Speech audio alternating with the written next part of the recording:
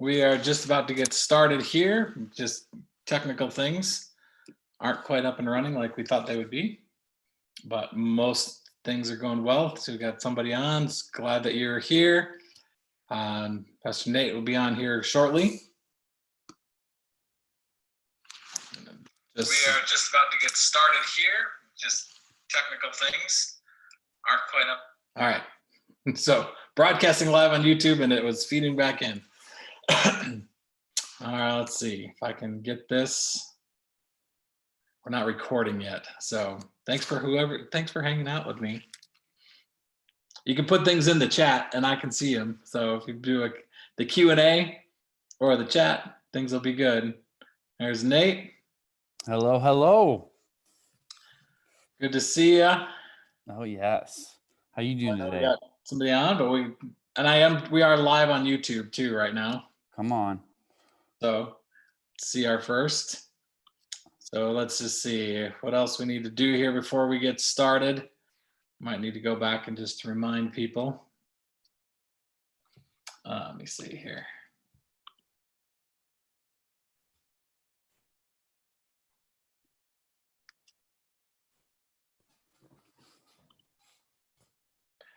All right. Well, I think we're good to get going, and we're going to record this so we can move forward and kind of post this and all the different dynamics that come into play. So let's see if there it is. I'm recording. All right, Nate, I'm going to turn it over to you. All right. Well, I want to welcome everyone that is tuning in right now. We're so glad that you are with us with Q&A with Pastor Dr. Brian Pingel. And so we want to make sure that you have the opportunity to send in your questions. So please, in the chat, put in questions that you want Pastor Brian to answer. It could be about the church. It could be about what's going on in society right now. This is a Q&A, and so we want to make your voice heard. So please send in your questions. But Pastor Brian, I know a lot of the talk today amongst churches in the community and in the state is that the governor came out and today and she eased some of the restrictions on all of the counties. And how does that impact our reopening process? So yeah, no, appreciate it. And everybody I know we have several that are watching on YouTube too. And if you want to post a question on the YouTube chat, that's also available as an option. Or you can put it, or you can link. I think let me just do this really quick. I think I can link you were learning. Here it is. I'm going to copy this link and I'm going to put it in over in the chat here. So either way, yeah. So the governor said today, and I listened to it, and one of the things I do appreciate is we're in a state where it seems like there's some good balance. I know people have different opinions on every aspect, but work is to try to do things safe and to do things smart and ease back in and make sure people can still work and livelihoods are not overly interrupted, but at the same time keep everyone safe. Yeah. And so what was announced today really doesn't change our timelines any yet. What she talked about was now for shopping and restaurants in all 22 counties starting Saturday that they can now be eased a little bit. So this is my understanding of how the take is. But large group gatherings are still at 10 all throughout the state. That has not changed. She talked about sporting events and other things. In our state, she has said churches have the right to make the decision. Which is beautiful compared to state right next to us where churches have no right to make any decision, but here we have the right to make a decision on how we worship and when we worship.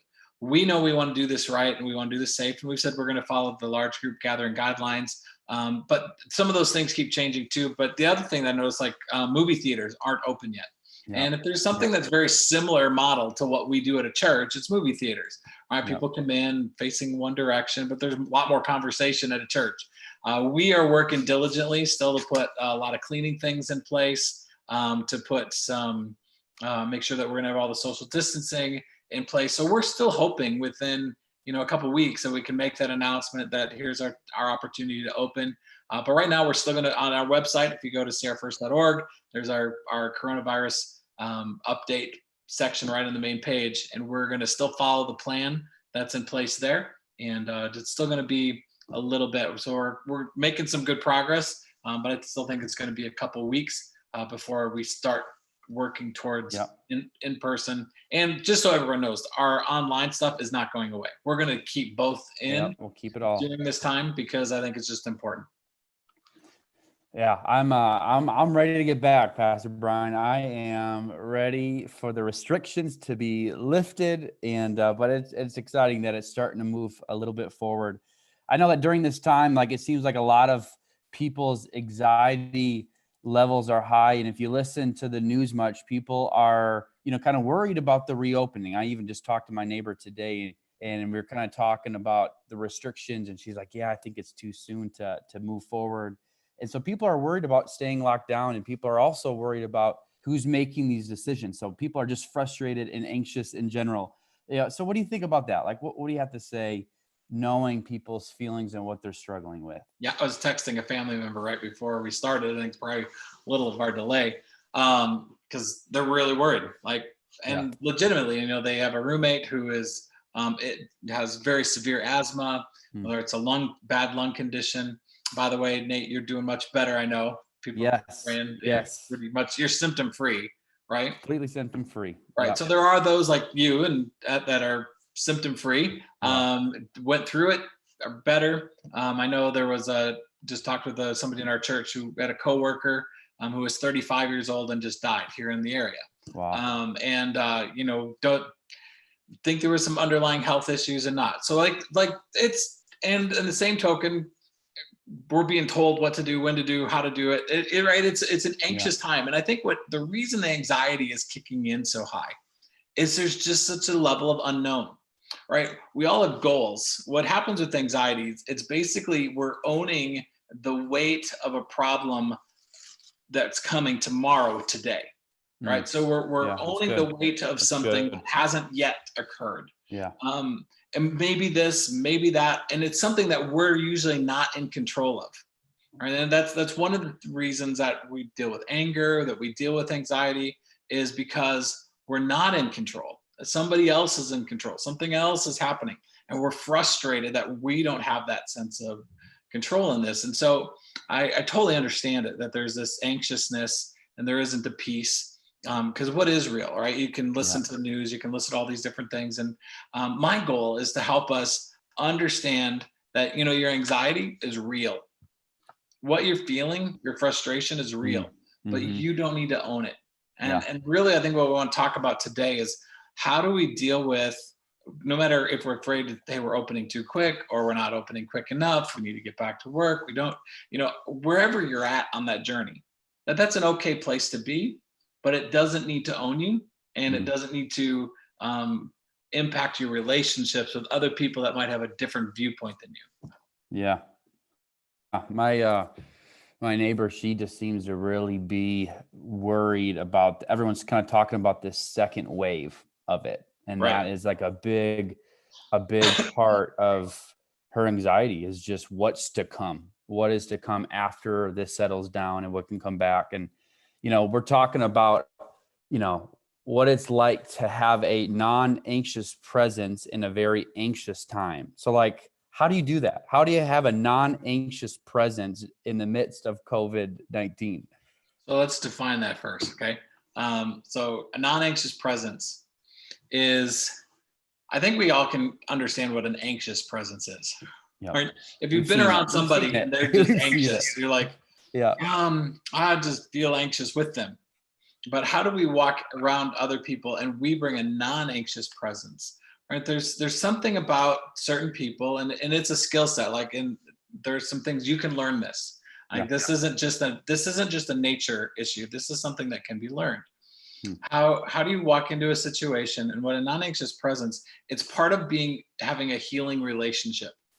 And let me explain it this way: when we have a relationship with other people, some people make us better, and some people make us bitter, and some people make us stronger, and some people make us weaker.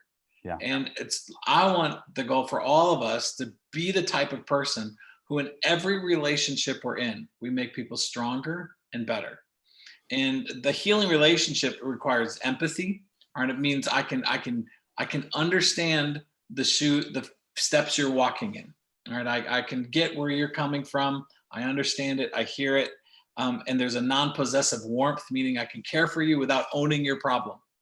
And a non-anxious presence is saying that I'm going to be there, but even if you throw crazy anxiety at me, I've explained it this way before. When we're parenting, when we parent little ones, which you'll have the joy of, I think, Someday, hopefully. um, babies puke way too often, Yeah. right? Kids puke, they get sick, they throw up, and they have issues. And you don't see a parent, right? We would just absolutely be mortified if dad's holding a child and the child pukes on him and he like freaks out. Oh my gosh, what in the world are you doing? I know they puke, you take it, you clean it up. Yeah. A non-anxious presence is kind of like that emotionally with other people. That you can good. take the That's really emotional good. vomit of other people and not be rattled by it. Yeah. That you don't react to it. You don't respond to it. It doesn't cause a gag reflex in you. It doesn't cause you to run away from this situation. It doesn't try to over control it. But because really we talk about fight or flight, and I know I throw a lot of different terms out here, but fight or flight is really we underfunction or we overfunction in the midst of something that makes us anxious.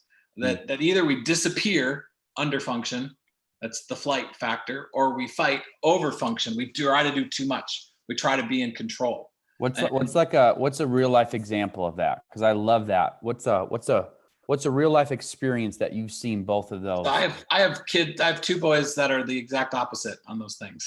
Okay. So I remember one time we were moving a couch in the house, and this thing was heavy, and I can't remember why, or maybe some appliance or something. It was heavy, and I got stuck on a corner with it, and one of my sons was there, and I'm like, hey buddy, I need your help. I need your help now, because like this is heavy, this is hurting, I'm not in a good spot. His reaction was, why are you yelling at me? What did I ever do? What's the matter with me? And then my other son jumps in, grabs it. I got it, Dad. You can let go now, right? And I got this, right? Just two different responses. Yeah, that's good. That's a good example. I think that most of us, we're one of the two. And what non-anxious presence is, I'm neither.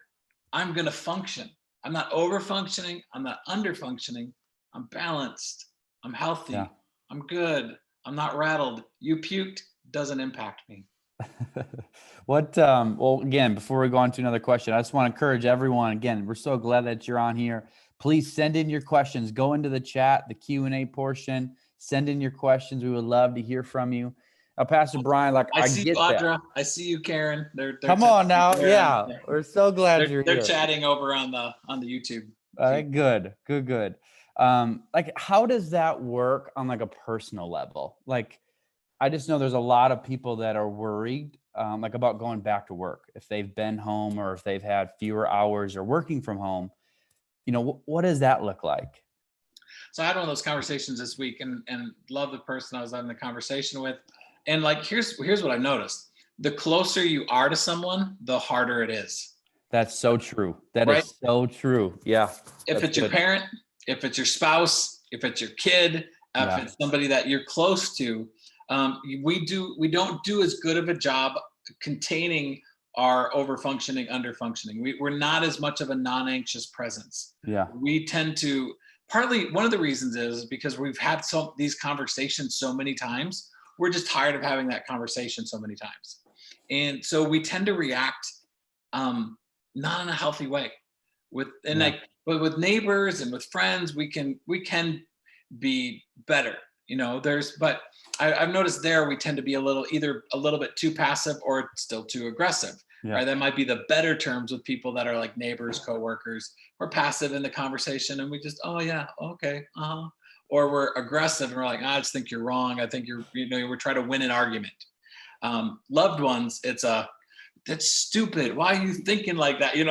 Exactly. That filter factor is a little bit different. So I think, is being a non-anxious presence is learning how to be genuine to who you are. Mm-hmm. Right? You're not changing who you are. You're not changing your opinions, but you can still, and you can receive their stuff. You can have empathy with what they're saying. I can receive it, but it's not going to move me. Mm. I'm still going to care. Like, and there's a warmth, right? Yeah. So this is, like I said, the categories of a healing relationship. So if I'm in a relationship with you and we're having a conversation and you're getting heated, Yeah. what I need to remind myself is I need to be intentional right now. Like I was, when I would train young pastors, I tell them go into caregiver mode, but be intentional. Yeah. Like this, there has to be a switch that goes off in your head. I'm going to be a non-anxious presence. It's kind of like I'm going to get both feet planted beneath me, and I'm going to be healthy in this. I'm not going to take their emotional vomit and react to it. I'm going to let them emotionally vomit all over me. What a great analogy, right? How have you grown in that? Because I know that is way more easier said than done, right? When things are getting heated, for you to settle your emotions and to really try to be empathetic and remind yourself, I need to be intentional. How have you grown in that over the years? I know that's a struggle for a lot of people, including myself. Oh, it is. And I'll tell you, it's learned. Like it is, this is something you have to intentionally do. And so I'm using these words over and over again because it's very true. This isn't natural. To be a non-anxious presence, there are very few people who are naturally a non-anxious presence. It's a learned behavior, and you do have to watch yourself. One, it's evaluating. Okay, what happened that caused my emotions to rise right now? Like let's go real practical right now. A lot of people listen to the news and get angry. Right? You listen to the news. I can't believe they said that about the president. I can't believe they said that about this reporter. I can't believe they said that. This person's lying. They're out to get us. Everyone's out to get us on some sense. And I understand the frustration in it. But in those things, I think we have to go, okay, what do I know is true? I know that there's a God in the universe who cares for me, that I'm held in his hands. I know. Like you have to go back to those things that I know, and I don't just react to the situations that are being forced in front of me. So I think how I've learned it is I've had to learn in those conversations to, sometimes I focus on my breathing. Like it sounds really ridiculously simple. No, that's good. But just going, okay, I'm just going to breathe slow because, and I'm going to be really good at listening, and I'm going to be really good at repeating back what I heard. Like that, what that does is it slows you down. So what I'm hearing you say, would it be accurate if I said, you think, and I'm literally trying to say it in a way that they will say yes. Because what happens if I repeat that back to somebody? So like we're getting in a heated conversation, and with a spouse, with a kid, and I go back to them, hey, is this what you're saying? Am I hearing you right? No, you're not hearing me right. I'm saying this. They'll clarify for you. Oh, okay. So I'm hearing you say this. Would that be accurate? Okay. All right. So it slows me down that I'm not reacting to things. Because the other thing that we tend to do is most of us only listen until we have something we want to respond with. I listen to respond, right? As soon as you say something and I've got a response, I quit listening. You're just thinking about what you're going to say. Right. And I just quit. I quit listening, and I'm going to say, and now I'm looking for the chance to say what I need to say. And it doesn't matter what you're saying anymore. I just want to say what I think I need to say. And so that becomes part of it. So it slows you down. So if I repeat back, what is it that I'm hearing you say? Man, it sounds like what you're feeling, and can you help in learning how to name their feeling? So are you feeling disappointed? Are you feeling betrayed? Are you feeling this? Try to name it. And if you can name it, and again, if you're not right, so are you feeling this? They'll correct you. It's beautiful. It's actually a really healthy way for communication to happen. And okay, well, here's how I'm feeling, and learning to say, if there's a response back, can I name my feelings? And if I learned how to do that, And I think the other big piece is don't underestimate prayer in this. Just God, I'm Yeah. struggling right now. I need to pray and help me to really hear this person, help me to have a healthy conversation. Um, I don't think you don't have to still get walked over. God never says, yeah, let everyone walk all over you, guy that has stronger opinions than you. No, you can still state what you need to say, but do it in a way that's not emotionally vomiting on them. Mm-hmm. So it's making sure that I'm not being reactive. I'm just speaking, I'm communicating. And it could be there's sometimes some people are just quicker verbally. And what I've noticed too is when somebody's quicker verbally, then those if you're not, we tend to respond more emotionally and more cutting, That's good. because we don't know how to keep up with the Yeah. conversation. And it's Yeah. okay sometimes to walk, well, I'm not seeing it that way. I see it differently. I can understand that how you see it, and I appreciate it. And like I said, it's complicated, but learning how to be a non-anxious presence is a learned behavior. Yeah. Two things that practically what you just said, are takeaways for me. One, repeating back, because one, you're forcing yourself to listen. Like you said, when you have a response, it's so easy to shut off your mind and not listen anymore. And every person wants to be heard. And so the fact that you can repeat something back means you're listening, but you're also going to disarm the person you're talking to. And then I also loved your practical idea about breathing. Like that sounds so simple and that sounds like such a little thing, but it's huge. I know as a college golf player, we did breathing drills and activities that would help us and train us to control our breathing. And I remember thinking it was the dumbest thing in the world. And all of a sudden I started doing it. And it was the first time on the golf course I did it. I shot my best collegiate round as a golfer. And I'm like, oh my gosh, it really controlled my breathing. And so I love that. It's such a good idea. How do you handle when like a family member or coworker are on complete opposite sides of the viewpoint or of what you're dealing with, especially with COVID-19 right now? I mean, like you said, you can listen to people, but sometimes people are just complete opposites. How do you handle that? Run, run, Right. run Run. fast. Yeah. No, um, it is. I think you do, and you're going to have that at home. You're going to have that in other situations. Um, there's not a quick way through it, right? It is complicated on some things, and sometimes it's okay to agree to disagree. So I think we're just going to agree to disagree on this, but this is why I'm seeing it. So I think one, learn to, what's the why for you? Hmm. What is the why, and what's the why for them? Yeah. I think right now, what we're hearing on the news is if you want to reopen quick, you want people to die and you're greedy.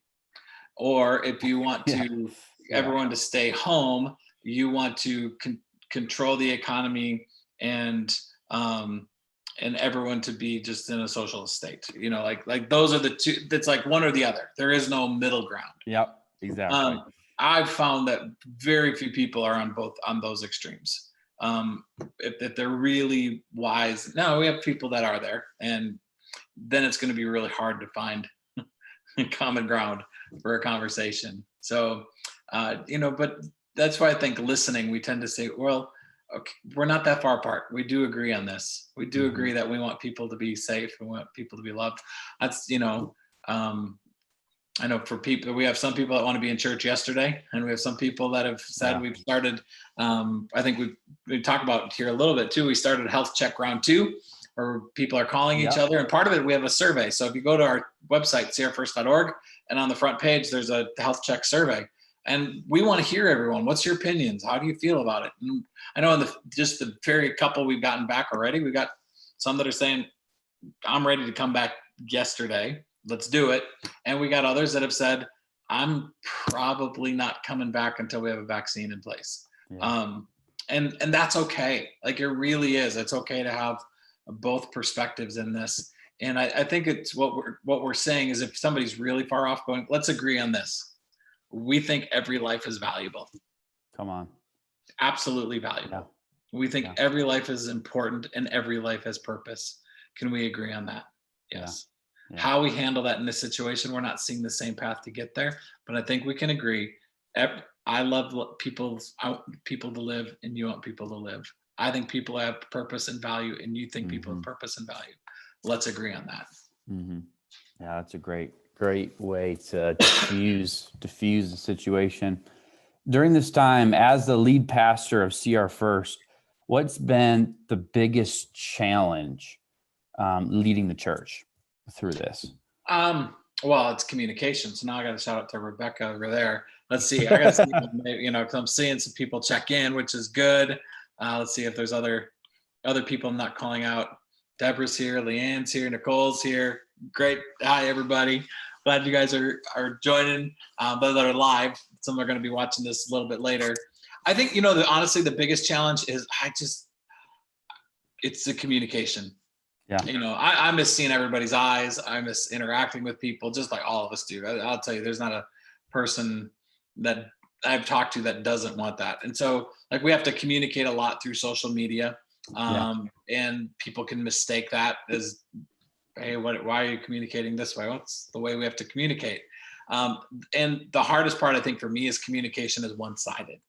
Healthy communication, because we were created for dialogue. Yep, that's good. We were That's really created good. for interaction. I know whenever I speak, I love reading people, watching people's eyes. I love reading people's hearts, right? Being in that room.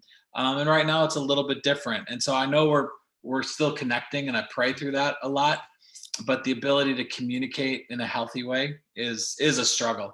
As a team, we're online all the time with each other. We have team meetings, people from different places, and because we need to keep each other healthy, and we got a couple of people that are pretty high risk if they're around, and you've been high risk significantly. Yes, I have. Yep. So you can't be around. Yeah. But we can still communicate this way, but it's still not quite the same. I know for me, during this season, like it's been roller coaster in terms of my relationship with Jesus. There's times it's amazing, and then it's like, man, there's like 3 days where I just feel like I'm lazy. I'm sick of being at home. It's easy to get down in the dumps, and obviously our relationship with Jesus is always up and down. Like, what would be your advice for someone to say, hey, how can you really grow closer to Jesus during this time, given the circumstances? I mean, we right, it should be so much easier because we're home more, we have less distractions in a way. And so it looks like it should be much easier just to sit and spend time with Jesus, but it's amazing because of all that's going on. That's the last thing we do. What would you give? Yeah, we've noticed that. It was even interesting this week for Mother's Day. It was probably our lowest attended service, which usually it's our highest in-person attended service. Like, it's people come to church on Mother's Day, but this year it was kind of like, let's hang out with mom, which I get. Like, we love mom. We'll get to God again, and we'll be okay. And that's kind of how things were. And I'm the same way. I was like on a health regimen, pretty strong. And then the last 3-4 weeks I'm just at home all the time. I don't have a good rhythm. My rhythm's out of whack. And, I think intentional rhythms are always healthy, and learning. And actually, it's main topic of the message Sunday. And you don't even know that because you haven't been with me recreating my message this week. But we're going to talk about how do we use a crisis to see it as an opportunity to grow. We have to prepare, and how, because see, one of the things that happens is when a crisis happens in our life. So let's say we're going along in life and we lose a loved one. We go along in life, we get in a bad accident. We go along in life and we lose our job. We go along in life and the world shuts down, right? All of us, when we enter into this grief cycle, when our world gets rocked, our lives kind of do this for a little bit. Yeah. And when we come out of it, we either come out of it in one of three places. We either come out lower functioning than when we went into it because we're too worried, we're overcome. Is number two is we can come the same functionality. And number three, we can do higher functionality. And how we're prepared for it ahead of time is going to determine how we come out of it. And so in the midst of this, is leaning in and saying, God, I want to come out of this stronger. I want to come out of this better. I've been so frustrated with some of the ads that people are just saying, just stay home and watch more TV. I think that's the worst thing that we can do as a culture. Yeah. I would say, no, go on more walks. Get your Bible app out, have it read the scriptures to you, dig into the word. You have to pay the price for intimacy with God, and that takes effort to do that. And so I really think we need to take this time and put some effort into it. And like, I think you mentioned, I mentioned, it's so different right now that we've got to make those moments. But take the moments in the morning, take some Yeah. moments in the afternoon. Like I've learned this a few times since I'm working at home most of the time. There are times it's like, okay, I'm working later at night because I'm kind of just working all day. Yeah. Take some time in the afternoon, go for a walk. Make sure that you're praying, make sure that you're worshiping.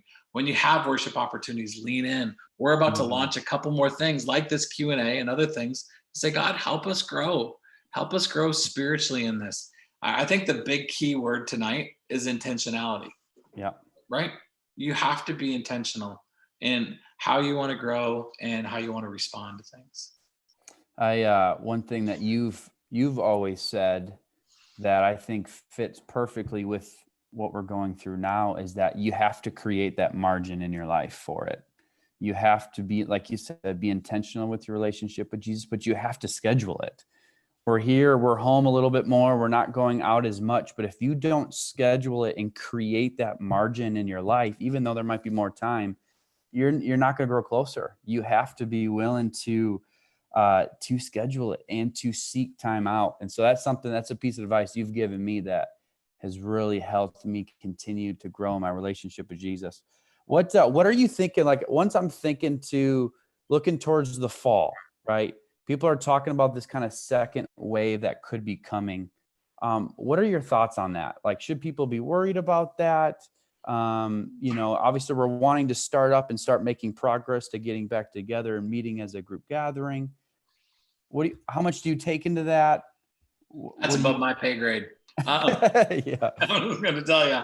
So I'm just going to lean in real quick. So I just looked at my desk and I've got myself a little, I'm not even sure how much is on this. It might be a $5, but I got a Starbucks gift card for whoever puts the best question in the chat. All right. I like that. So somebody needs to get a good question in the chat and help us with this. And just to let people know too, my plan is in the coming weeks, I'm looking at trying to get a couple people in, looking at Dr. Carolyn Tennant, who's actually a renowned expert on revivals throughout history, to have her come in and talk through some things. I'm leaning in a couple of my other friends, Dr. Alan Tennyson, who's a highly respected theologian. He's amazing.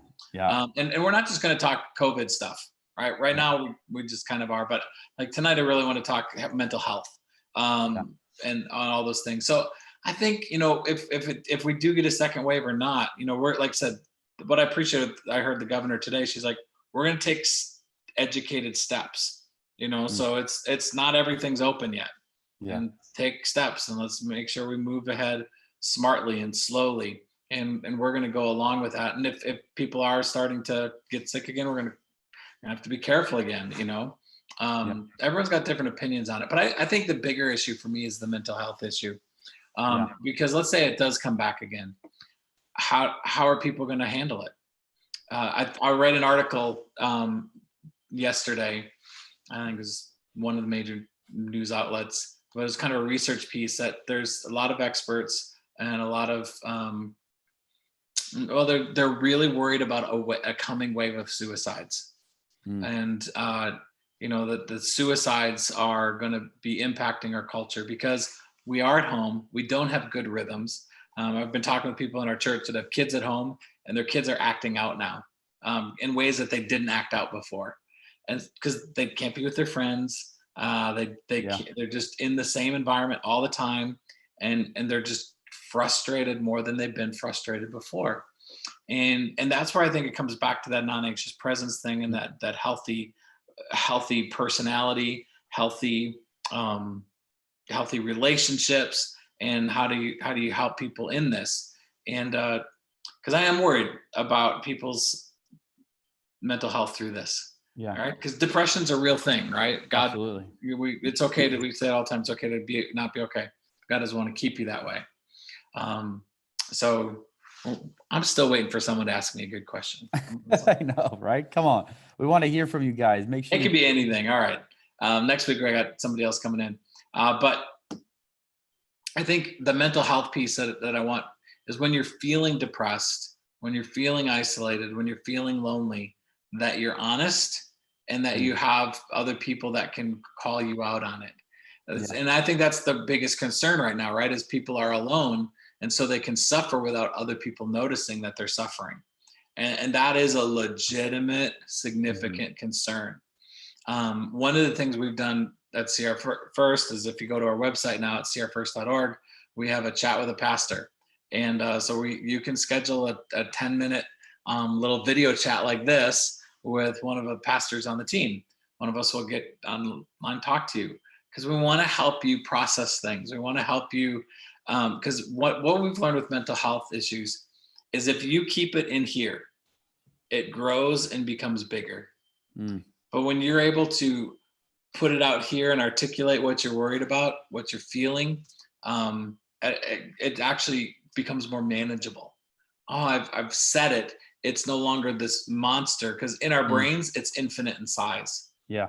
When we speak it out, when we put it out in front of us, when we have a conversation with someone else, it shrinks in size. And it gives us the capacity to label it, to put a name to it, to hear other people's perspectives on it, and all those other kind of things. And I think that's the piece that we have to be really important during these times that we work together during this. All right, we got a question for you. I've always been at my lowest places when I've been isolated from people. How can we get together more with other people in the church? I feel like I've been writing this out by myself, but I also know that I'm more of a unique place as I'm also dealing with pregnancy hormones and the loss of a friend. Yeah, it's so tough, right? I mean, and I think doing things like this, right? That's why we're trying to do these elements. And that, like I said before, but we don't have the back and forth conversation to make sure that we can connect with each other, and that phone calls are good. Getting involved in a life group. We're about to launch a couple of specific new life groups that'll go for like 6 weeks, Yeah. but they're meant for people that it's all going to be online, and those are going to be really critical things. So one of the things that was good recently, we did it for some people when we did our different our ways of serving our community. People were able to come in and volunteer and serve, and that was so good for everybody that was involved. We're going to be doing allowing people, we want people to help come to the property and pick up, it's just kind of trash. It's just walking through and picking up garbage, but really it's walking as much as possible. We want those options. But I would say, life groups are really a good option to connect. And there's just ways to turn that in. And we're going to launch at the beginning of June. We got a couple more that we're relaunching, some Yeah, new ones, and calling people. It is tricky right now. it is. Here's a great question from one of our attendees here. Here's a question regarding what our reopen process will look like.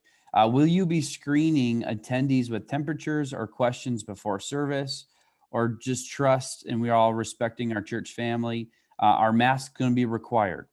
So we're gonna really think. I really believe that everyone's gonna be honest and healthy, and Yeah, so we're gonna put make sure that it's clear that if you're feeling ill, don't come to church. We're not going to do yeah, scans at this point. We're not, they're not requiring a scan at Walmart, and so we're not going to hear.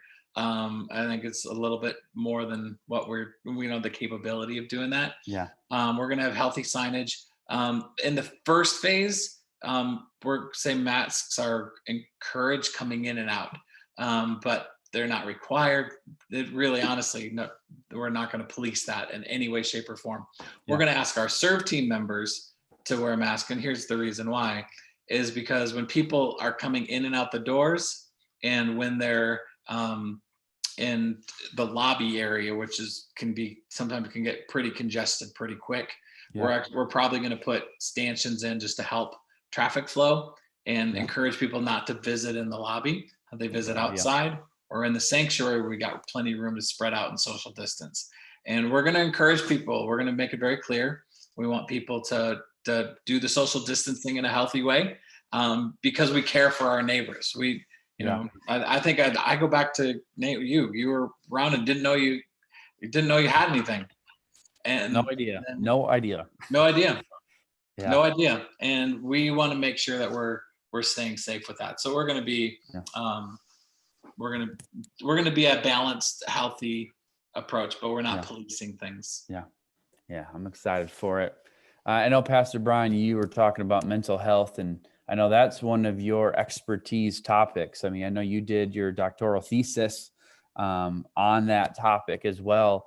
You talked a lot about noticing when you're struggling with your mental health. How do you start to notice that in other people, or how do you approach that? Like, I know, like you said, it's tricky to ask people. It's hard to see some of those signs. What advice could you give in that? It's a really good question. And it depends on how close we are to someone, on how we ask. I think always be motivated in love. All right. That's the main thing, is it's motivated in love. What most people do is they tend to put up walls and barriers because they're afraid that they're going to be labeled. I'm not depressed. Why do you think I'm depressed? It comes across as you're lesser of a human in your functionality, that if you have one of those labels placed on you. So we really fight those labels. So I would say, one, avoid labels. Hey, I'm just checking in. I want to see how you're doing. How's your hope meter doing right now? Right? How hopeful are you? How healthy? Like how are you handling this emotionally? Get curious. That's usually the first thing that I do. As I just say, get curious. Yeah. I'm just curious. I'm just curious because I care about you. And but also don't be afraid to ask. Because I think that's the piece, is most people are afraid that you want to rescue them. Right. And if I think that you're out to rescue me, I'm not going to tell you. I'm just not. I would rather, but if I think you want to be a companion with me in my journey, then I'm more open to talk to you. So the reason we reach out to people is not to rescue them. The reason we reach out to them is because we want to be a companion with them on their journey. That's good. I love how you said that. I love how you said you're not there to rescue them. You're just there to be along this journey. Because you're, like you said, if they feel like you're trying to fix someone, if you're trying to fix me, it's so easy to put up your defenses and your walls. Yeah, it really is. It becomes really easy on how to make those things. Anyway, I was reading the question. Sorry. You're good. One question that came in is, what do you say to people who are struggling with a sense of purposelessness or identity, especially if they've recently lost their job or a loved one? What would you say to that? How could you help them? Well, I think we have to ask, just ask really good, give hope in a healthy way.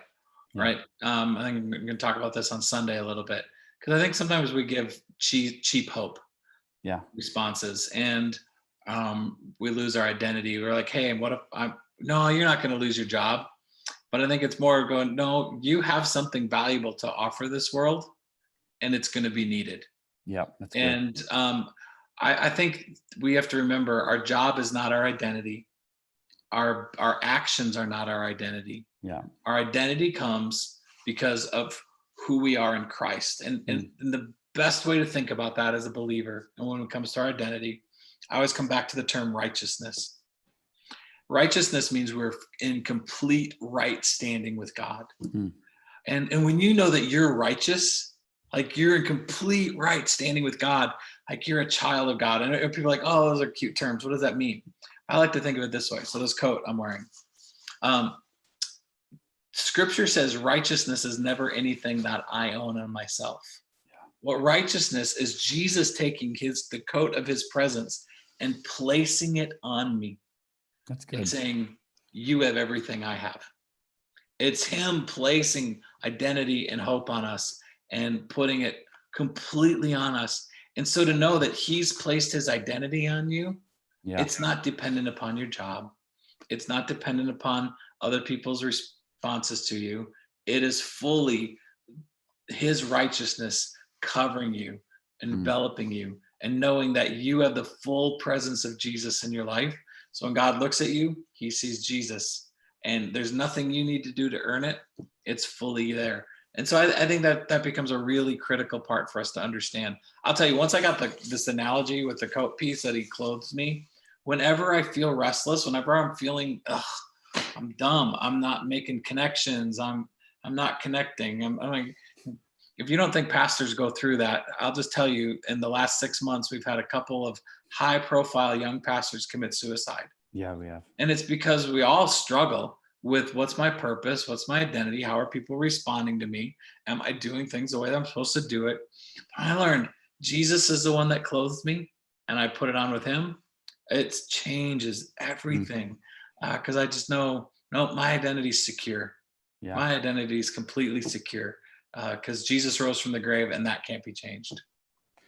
For you, just to expand on that point, what was the defining moment in your life where you feel like you 100% found your identity in Jesus, right? And who God sees you as? What was that moment for you? Like what led you to that spot, and how did you get there? Hmm. It's like everything, it's a journey, Yeah. right? But I think I'm trying to think if there was a moment when there was something that just clicked. Uh, like I said, I think and I do mean that seriously. When I got the analogy of he clothes us That was with it. righteousness, that really did help me immensely, because it wasn't anything that I had to do on my own. Because I think Yeah. we all struggle with, am I doing enough? What's my purpose? Am I smart enough? Am I articulate enough? Am I cute enough? Am I liked enough? Am I Yeah. enough? And Jesus says he's more than enough, and he fills us to overflowing and beyond capacity. I'd be wrong if I'd say I don't still struggle with it at times, because I'm human, Yeah. and we're all human. I was listening to somebody I just look up to as a mentor from afar. I love their reading and I love their speaking, and even recently that they were like, had a company and multi-millions, and was kind of a side business on top of their ministry, and their partner took them for everything. They lost everything. And he said he went to deep depression for a little bit till he remembered that that doesn't define me, right? The money doesn't define me. The people's responses don't define me. If I have to quit this job tomorrow and go get a job doing deliveries, I'm still going to be okay. Yeah. Because I know who created me. I know who's called me. I know who gives me purpose. Is it going to be tough? And we wrestle with some things, because usually that means there's a mistake and there's shame and all those other kind of things in place. Yeah. I know a lot of people struggle with what they watch and what they get involved in, because it's a lack of purpose and a lack of identity. And so this is a big issue. Like, actually, you open a can of worms. I'm just skirting around it instead of diving into it. Yeah. So we probably have time for just one more kind of a question here. Okay. I know somebody had asked too about, hey, what about, hey, who's trying to manipulate, and what's happening with this? How should we do this?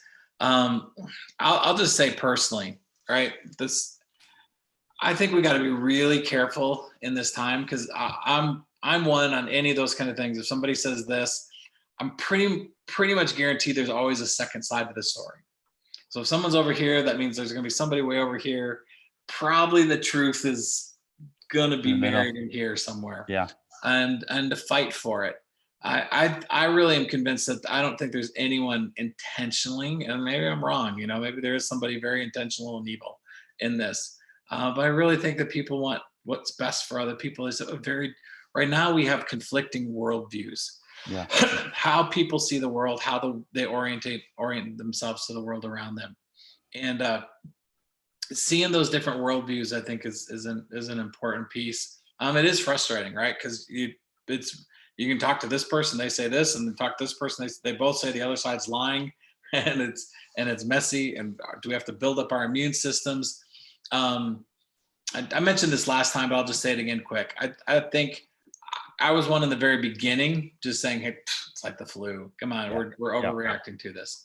When I looked at just the month of April, and the highest month of number of people have ever died of the flu is 7,112, I think. But we had 56,000 people die with COVID related illnesses but they had other issues, right? So it sped up their death for most of them. That's pretty rough. And there's none of us that have, I have parents in their 70s. I want all of them to be healthy. I don't want them to get sick with something that could have been prevented and to lose them too quick. And so I get both sides, right? I really do in this. And I think we just lean in and say, hey, no matter what other people are saying, I'm going to stay healthy. I'm going to follow the right procedures. I'm going to make sure the people around me stay healthy. And we're going to come out of this not lower functioning, not even we're functioning where we are. I want us to come out higher functioning, bringing hope into the room, bringing healing into the room, bringing encouragement to the room, and not looking for someone to blame, but looking for a solution that we can be a part of together because we need each other. Like question was before, when we're isolated, we struggle. We do. We need each other. And so we have to be in this together. And I appreciate that we can do this and have a time when we can talk with each other. Now we're going to move to our prayer service in just a minute, but I love that we can have this conversation, talk with each other, and encourage each other. I love each of you guys. You guys are phenomenal. Yes, we're so glad you guys are on. Miss you all hearts. Now, Pastor Brian, you got to mention who's going to get this $5 Starbucks gift card. Is there? You're going to have to look through here, and because we need to make sure we know who's got a Starbucks gift card coming their way. Yeah, someone said for an example, they're setting up. I will say this is actually a pretty good idea. I'm not sure who this is, but Karis Libri, if you will email your information to questions@crfirst.org. So is it Carrie S. Libri? So whoever that is, email whoever me. You are. And we'll send this to you because you had some good things. But they said their family is setting up virtual game nights and virtual movie nights. I love that. So like I was just thinking, like it's a watch party. Hey, set Zoom up on your computer, tune into Netflix and watch the same show and talk to each other while you're watching it. Get some friends together and do that kind of a thing. And play a game together, set it up and do Zoom, do Facebook chat and put your video in between. I love that we can do that. Encourage each other and let's have fun together.